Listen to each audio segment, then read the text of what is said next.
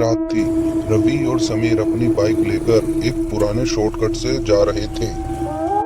Shortcut जिसका नाम था बुरा खेरा। बुरा खेरा एक ऐसे गांव से होकर जाता था जिस गांव में कोई भी नहीं रहता था।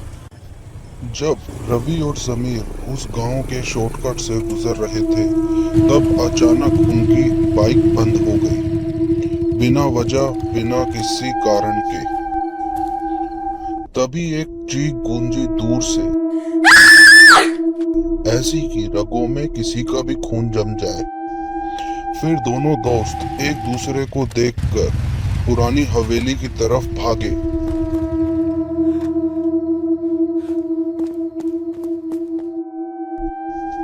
जहां उनका सामना हुआ एक ऐसी चीज से। हवेली में जाते ही उन्होंने देखा एक औरत सामने खड़ी थी, साड़ी में, पर उसके पैर उल्टे थे। उसे देखकर समीर तो वहीं जाम हो गया और रवि चिल्लाया, समीर भाग! रवि फिर भागकर एक मंदिर में घुस गया और वहां उसे एक साधु मिला, जैसे वो उसी का इंतजार कर रहा हो।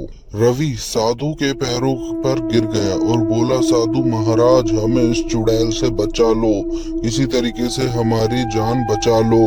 फिर साधु उनसे कहता है, उसका श्राप तोड़ने का बस एक ही तरीका है, उसकी आंखों में आंखें डालकर उसका सच देखना होगा। फिर रवि ने उसकी आंखों में देखा और चुड़ैल की जिंदगी उसके सामने आ गई। फिर रवि ने देखा कि चुड़ैल एक मासूम लड़की थी जिसको लोगों ने मिलकर जला दिया था एक झूठे जादू के इल्जाम में। फिर रवि चुड़ैल को बोलता है, तुम्हें बदला नहीं, इंसाफ चाहिए।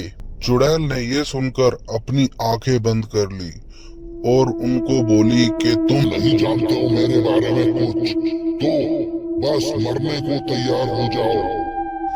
फिर रवि चुड़ैल को बोला कि आप हमें मत मारो, आप दिल की बुरी नहीं हो, आपके साथ अन्याय हुआ है, हम आपकी मदद करेंगे आपको इंसाफ दिलाने के लिए। मुझे कोई इंसाफ नहीं चाहिए, मुझे चाहिए सिर्फ बदला।